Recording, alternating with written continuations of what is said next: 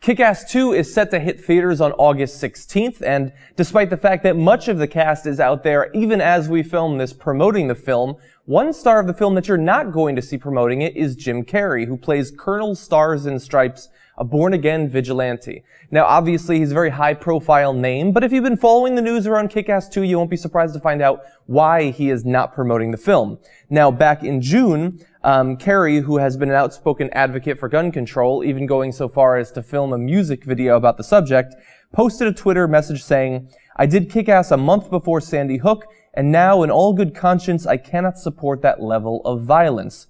And so he said that back in June, and he's sticking to the message now. In the run-up to the film, he is not promoting it. But many of his castmates from Kick-Ass 2 are not buying it. Grace Moretz, who plays Hit Girl, one of the biggest draws of the first Kick-Ass film, has a couple of statements that she said. She recently told a reporter, "It's a movie. If you're going to believe and be affected by an action film, you shouldn't go see Pocahontas because you are going to think you are a Disney princess." And so, not really pulling any punches there. She goes on to say, "If you are that easily swayed, you might see The Silence of the Lambs and think you are a serial killer. It's a movie and it's fake, and I've known that since I was a kid. I don't want to run around trying to kill people and cuss. If anything, these movies teach you what not to do." Now, of course, it's extremely relevant to find out what Grace Moretz thinks about this because, of course, she is one of the most criticized elements of the Kick-Ass franchise. When the first movie came out, critics had a lot to say about the level of violence coming from her character, Hit Girl, and also some of the language. I mean, she was saying cunt and things like that. And just the imagery of what looked like an 11 or 12-year-old girl spearing bad guys through the chest. That's some vivid, violent imagery there. And so people had a problem with that, but she is sticking with the violence and defending it here.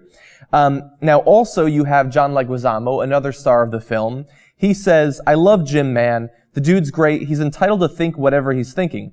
I just don't understand. When did you realize the movie was violent? I mean, didn't you see the first one? Didn't you read the script? I know you must have read the script. I don't understand." Now that is a good point, and certainly going into Kick-Ass 2, you would have to have known that it was an incredibly violent movie, or that it was likely to be considering the first one. But I don't think that criticism from John Leguizamo is totally legit. I mean, you can film a movie and then only in hindsight, after seeing something like Sandy Hook happen, realize, okay, this is terrible, maybe I shouldn't have done this. And I think that it's perfectly fine for somebody to be so affected by something happening in the real world and have it make them question the decisions they've made in their career, like it is for Jim Carrey. Now, let's move on to Mark Millar. Now, he wrote the comic book that's the basis for Kick-Ass. Now, he is actually going to defend the use of violence in the movies and say how Kick-Ass covers it in a slightly different way than most action films would. He says, "Kick-Ass avoids the usual bloodless body count of most big summer pictures and focuses instead on the consequences of violence, whether it's the ramifications for friends and family or, as we saw in the first film, Kick-Ass spending 6 months in a hospital after his first street altercation." Now, I think that is a good point, and certainly a lot of the recent action movies you've seen coming out over the course of the summer have huge body counts, but almost no blood whatsoever. Even big names. And I think that is maybe even more of a problem because it teaches you that violence does not have real consequences, that the bad guy dies, but you don't actually get affected by it, you don't see the effects of it, and that sort of thing.